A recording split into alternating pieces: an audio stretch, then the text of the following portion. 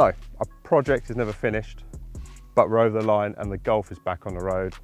So we thought we'd take it out just before it gets too cold on a nice autumnal day, and we'll go through a bullet point of what's done, where the cars come from, and where we're going to go in our 15th year, which is 2025. So the Golf is a 1983 GL. We've restored the whole underneath. We've done obviously the engine swap, which we'll go through. We kept the character, and we're just going to have fun with it. It's going to go on track days, it's going to go out everywhere, put miles on it, develop it, and have some fun with it. So the biggest and most labour-intensive job was getting the B16A2 in. With the B16A2, we wanted to make sure that not only it looked good in the bay, it was usable. So everything has been beefed up. All the parts are either Honda or Volkswagen. Bits are adapted to fit, so even the Honda, all the hoses are Honda, the throttle cable was Honda, we adapted the VW pedal.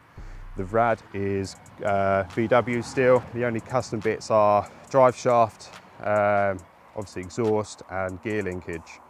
Everything else I can order and get it in a week's time. The bay has obviously been semi-shaved. The original idea was to clean everything, but as we want to use the car, we've got the sealed wiper mech, we've still got the heater, and then seam sealed all the bits, all the gaps and stuff like that, so we don't have any filler cracking, because again, this car is not a show pony, it's going to be used. With the interior, the same as the exterior, I wanted to leave a lot of it alone to preserve it. Obviously everything is brown, so the dash is brown, and being a GL, it was obviously, say top spec, there isn't a lot going on. The biggest changes are, which is my find from about a month ago, was these mid-80s 1985 Cobra SL5 seats. The Nardi, I've always picked Nardis. I've had Nardis in every car, so I managed to pick this one up, which is slightly patinaed. What we can't see at the minute is my power tune dash display. I wanted to keep the original clocks, but being analog, they're a bit laggy, and I could never really get the communication over. Being obviously it's all Honda now, but there's so much customability with it, and it's literally like, I just love it, it's so good.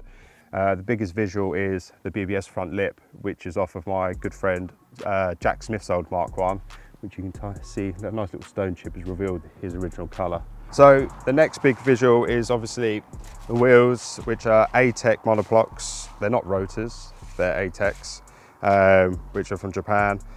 4x100, and they're so light. Like it's the whole reason why I wanted them on the car. Wrapped on them is some Yokohamas. Again, I didn't want to skimp on tyres because it's not a big powerhouse, but I wanted to make sure the car handles and drives really well. Personally, my favourite thing of the whole exterior is that the car's still got its original dealer plates from when it was picked up.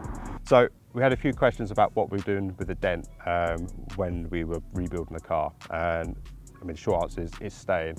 And the reason why it's staying is because we had, when we bought the car, it was off of the husband's wife. The husband sadly passed away, and that's the reason why the car came available. And in fact, this dent was done when pretty much last time he drove it. So it's a part of the car's history, as the rest of all the things and bits and stuff of it, so it's going to stay.